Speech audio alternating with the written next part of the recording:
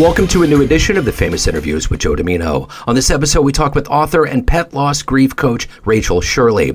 She is a compelling author and certified coach committed to guiding individuals through life's profound moments, including the impactful experience of pet loss. With a compassionate approach rooted in authenticity, transparency, and grace, she weaves her extensive experience, deep love for animals, and unwavering faith to lead her clients through experiencing meaningful peace, purpose, and divine healing. It's quite a story. Enjoy.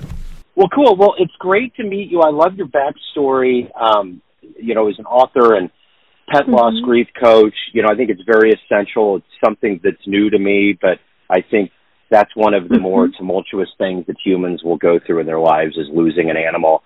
So I'm looking forward to getting into that. But before we do that, I want to know, about 4 years ago, we were trying to figure out how long this pandemic was going to last, all the ramifications. So I'm curious, how did you make it through the pandemic? And how did it subsequently change the way that you approach work now? Let's see.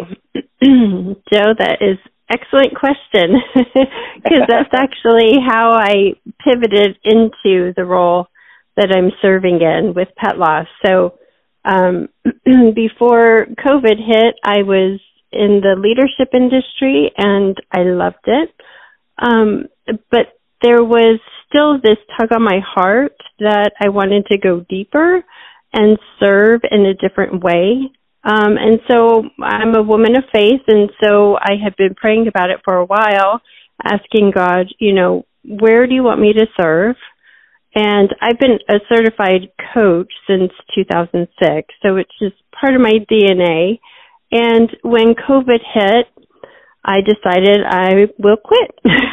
So I quit the leadership industry and took some time to, decompress and to kind of detox my mind, and just really get quiet and center and adjust to everything that was happening.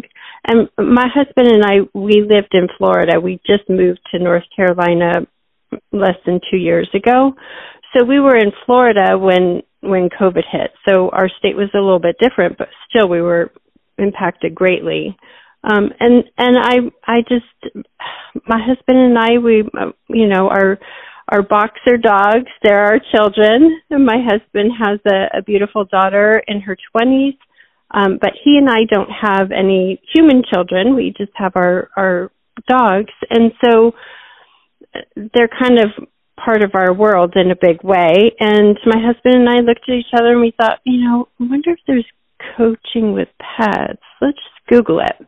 Googled it, found out it's a thing, pet loss. I said, all right. So I reached out to the guru. I asked her if she would mentor me. She had a certification, and the rest has been history. I've been serving ever since COVID. So since 2020. Yeah. Wow, that's amazing. So let me get a good handle on exactly what you do with your business on a daily basis. I'm going to put you in front of a bunch of third grade students, and it's career day. And one of the kids looks up and says, hey, what do you do for a living? How would you explain what you do to a child? I would say that I take great pleasure and pride in making myself available to support people with comfort and care as they lose their sweet ones, their pets. So I help them in their grief, and I help them navigate that devastating time in their life. Yeah. So what did you want to be when you were in the third grade? What was your dream? Oh, my goodness. This is a good question. Let me think. I don't think I had much of anything figured out then. I know, big dreams and aspirations and things kind of come natural, but for me, they didn't at that point in my life. I was pretty active, I think in third grade, with horses. And so riding all the time, and I always had in my heart that I would love to go to the Olympics with the horses. So I would say that would be the only thing. I wasn't at that point thinking I wanted a specific career, but that was something that really spoke to my heart because I'm so passionate about horses and animals, and the Olympics seemed like an amazing time for people to celebrate the hard work that they've done. So yeah. That's wonderful. So let me ask you this. You obviously are an animal lover. You've dedicated your life to helping people through difficult times. Take me back to your childhood. What was the first favorite animal that you lost, or just in general, some of those formative memories that have helped you become who you are today? Yeah, I would say, my parents, before they divorced, we had kitty cats, and we did have dogs, Cocker Spaniels. And so I always kind of grew up with animals. And then I was fortunate enough, my parents weren't wealthy by all means, but they did have a little bit of money, and they bought me a horse. And so when I was pretty young, I had my first horse, and that was a pivotal moment for me because that particular bond was much deeper than with the kitty cats and the dog. And so I would say, some of the losses that have happened have impacted me, but I think the biggest one would be the loss of my horse, my last horse. Her name was Sabella.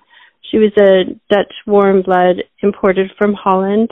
And I was single at the time and trying to pay all my bills and take care of her, and that's a pretty big bill.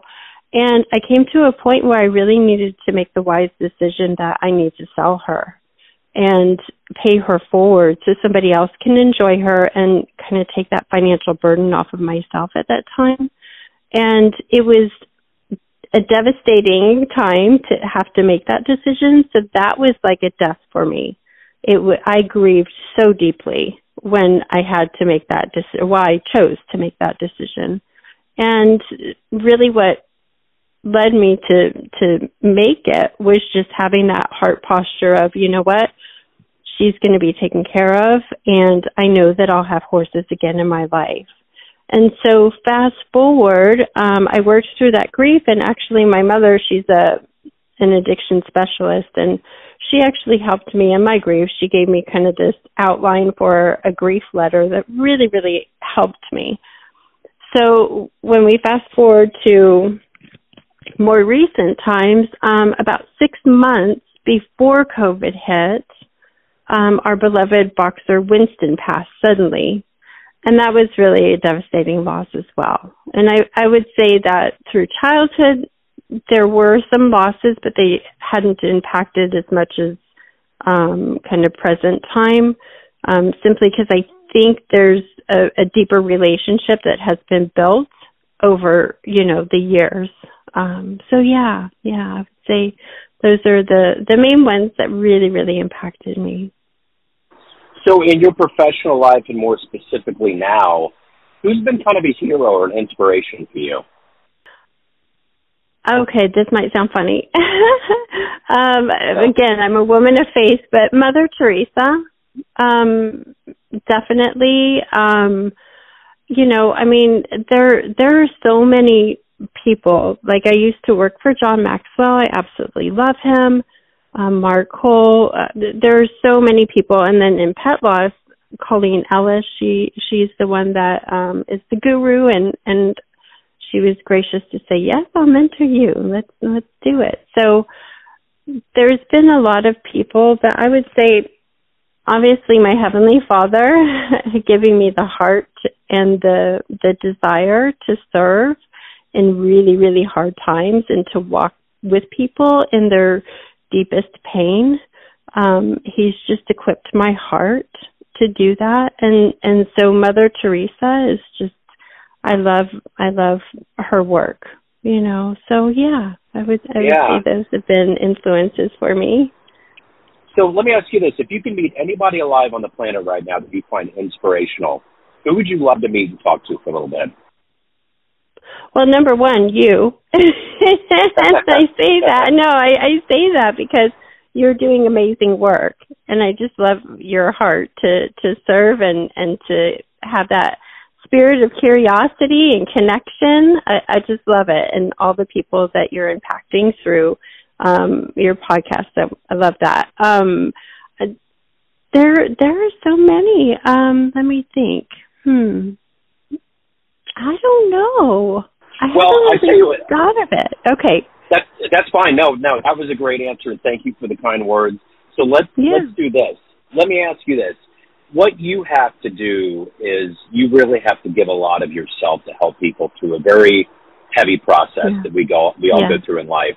So I'm curious, how do you balance giving of yourself to help people through their grief, but also hold back so that you can evolve and develop as a human yourself? I love that question. Yes. So balance is really important to me. And I know that there are a lot of people that think, balance is bogus, it's a myth, all that kind of stuff. I really don't see it that way at all. Balance is really, really important. I believe that high achievers and people that like, the kind of perfectionism and performance, they tend to like no balance, just keep going. So I love this question. This is really my heart and where I work. The way that I balance it is, I say a prayer before I start my day, and I just ask God to give me the heart and, open my ears and heart to anything that He wants me to do to serve the people that I'm working with. And I just allow myself to really sit in that deep space with them in their deepest pain, and knowing that I'm able to listen and offer healthy suggestions if they want them, and help guide them through this gives me such satisfaction in my heart that they may not have had that safe place to do this. And so the way that I set up my business at this point, and for 4 years, has been I serve people one session at a time. I don't do packages or anything because I don't want them dependent on me. And so that brings me balance in terms of setting my business up and knowing how I can serve people. They can come as many times as they like, but that's on them. I don't have, you have to do 6 weeks or anything like that. So that really provides balance for me. The other thing is that I love to, have my orchids and have roses and be outside when it's not too hot like it is right now. And that really brings, kind of that peace of mind and to be able to kind of decompress and just take in, the world, God's freshness outside and kind of distract. So those are some things that I've set up that really, really help. And one more thing is, I offer my clients 24/7. So they could text me. I might not get it because I'm sleeping but I make myself available. And so sometimes if there is a late night call or something like that, I just adjust. I find margin in my schedule just to turn off and go do something fun. Does that make sense? Yeah, that's a great answer. I love that. And I'm curious, you've had a lot of clients up to this point, but what was one of the clients that you've had where you grew the most? Maybe a challenging one, a memorable one for a very specific reason? Was there one that really made you grow and get into this role in a more robust way? I love that question. I haven't been asked that. Let's see. I can't think of one specific, but what I can share that I think will illuminate part of this answer is that some of the clients just need that immediate, tender, loving care. right? And just for them to know they aren't crazy going through this, and they're going to be okay, and here's what we can do. And then there are some others that really love the relationship, the coaching relationship that we built through this intimacy, right? And so they stay on, and I help them with other things in their life because I'm a certified, coach since 2006. So I have a lot of areas that I can help people with. So I think that the growing part for me has been not allowing myself to not be rigid and say, okay, I am just doing pet loss. And so if somebody says, hey, can you help me with this? That I would say, no, I made my life where, okay, they are coming and they want some help with a different type of loss, or, a loss of a job or things like that. Then I just have stayed open to serving. And so that's allowed me to really grow and give a space for people to adjust to their own new normal. Does that make sense? It totally makes sense, yeah. And I'm curious, I will talk to a lot of people that are in the field of therapy, and there tends to be a common thread with clientele. And I'm curious, when you initially meet and you go through this process, what's a common thread with everybody that they absolutely need help with up front in dealing with this huge loss in their lives? Yeah, I would say sometimes it is one of the common threads can be, why did this happen? And another can be, where are they? Where are their pets now that they've passed? Another one can be, am I crazy because I'm grieving more for my beloved pet than I did my relative that passed? That's a very, very common one. So yeah, there's many common themes. When it comes to kind of the mental health part,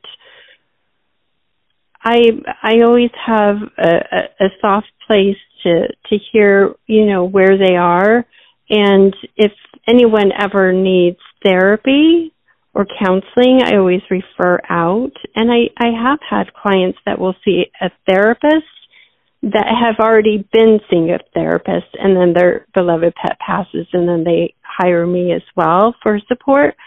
So they're actually using two types of support, which is pretty amazing. So I try to stay really, really clear and focused on, is the person healthy for us to have these conversations, or do they need something that I'm not licensed, or, they need a different type of help where the grief work is from the past? Because as you know, as coaches, we work with what's happening right now and help move forward. So I have not personally received many people that are just in a state where they just can't see the light, see that they will get through this. I hope that makes sense to your question. Yeah, it totally does. Yeah, it totally does. And we lost a pet back in November, and it was, it was one of those things where we just, I was just so relieved that she was in my life. I think there's all these stages that people go through, and I think that's kind of a part. But I would imagine your background and your faith and your spirituality probably help you quite a bit in fielding those questions and helping people through the process. Yes, yeah, absolutely. And Joe, it's kind of funny how God works, because, my website, I put on there, I'm a woman of faith. And I would say 80% of my clients don't believe in God, or they're angry at God, or, they just have a different religion or different view, which is okay. I mean, we're all here doing our own thing. So I don't push my faith on people. What I do is if they're open to it, I offer a perspective. And, a lot of people are receptive to that, and it's just something to think about. But it's kind of like this wonderful exchange of them knowing that I'm a safe place that they can talk about if they're angry at God, or why did God do this, or if they don't believe in God, that's okay too. So yeah, I'm really comfortable with those conversations because as you know, grief just can knock you on your knees and take your whole world that was solid and safe, and kind of shake it up. So it definitely brings up questions of why are we here? Why are pets, here shorter than our lifetime, and, all those questions. So yeah, the faith aspect really helps, because I can serve and respect other people's positions and views, and if they want to talk about it, great. If they don't, that's okay too. We can talk about other things to help navigate. So yeah. So of all of these things that you've done and accomplished in your life at this point, what are you the proudest of? I would say my book. I wrote a book called Pet Loss and Divine Healing, and it released in March. And my heart book is called Divine Assignments, and that was the book that I was going to write. However, I pivoted and made some space because I'm serving in this capacity right now, serving in pet loss. So I intertwined the two. So Divine Assignments is actually tucked into this book. And so I offer some pretty cool perspectives that our pets are on loan. They actually aren't ours, and God gifted them to us, and now He's taking care of them in heaven. And so, now it's time to pay it forward. And what did you learn from your sweet one, and pay it forward, and maybe create some type of legacy, and, down the road, welcome a new one into your heart and home, because there's so many that need love, and we're designed to nurture, and we're designed for relationships. So some of those points I really dive into in my book, and so I'm really proud of that work, because it is a culmination of everything that I have personally been through, what I've learned, because my husband and I, we quit drinking, I don't know, maybe it's 13 years ago now. And I used to do a lot of work in AA and Celebrate Recovery and different things. So I've been able to take tools and things in my own life and my own experiences that I've walked out, what I've learned from many people, and just put it all together and just let people know that they aren't alone in this. And this is kind of the inner work of life, instead of quick fixes of here's this tip, trick, and all this. I think people are really craving that, hey, but this thought's going on, or this is, how do I navigate this? Or so that's everything in the book is my heart. So I know that's long-winded, but you can tell I'm passionate about it. Absolutely you are. Yeah, as you should be. And I'm curious, at the end of the day, everyone out there has a perception of you. Family, friends, all of your clients, everyone that reads your book, that you ultimately lead the show for your life. What's your perception of you? Who do you think you are? I'm the same person that people see. I'm very authentic, very intuitive, and genuine and loyal and honest. And I say all this humbly. It sounds it's hard to say, but I've worked hard to be who I am.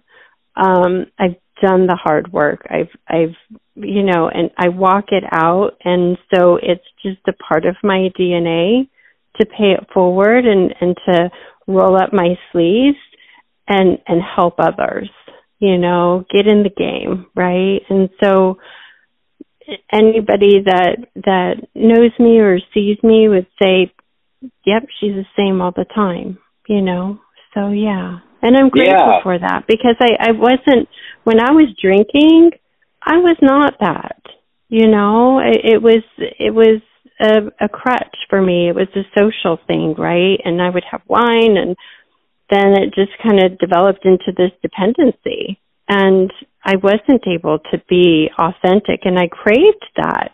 So there was this huge disconnect inside of me saying, you're meant for more, but you're doing things to sabotage that, So I had to take a look at it and make that hard decision, hey, I know society loves drinking, but you know what? I don't like who I become when I do it.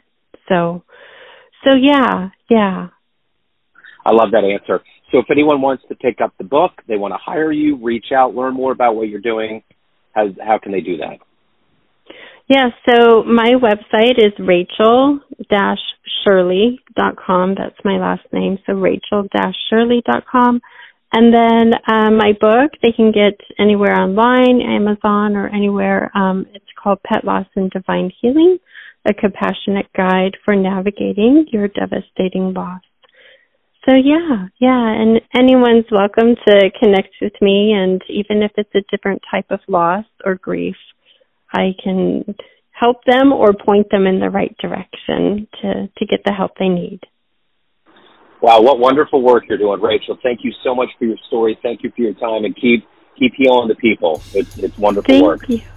Thank you, and God bless you, and you keep shining your light, my friend. You're doing amazing work, and it's been an honor and privilege. Thank you. Thanks for tuning in to another famous interview with Joe Dimino, where we cover the world of art, literature, business, spirituality, music, and more from around the globe. Our esteemed theme music was composed and produced by the great E.E. Pointer of Kansas City's River Cow Orchestra.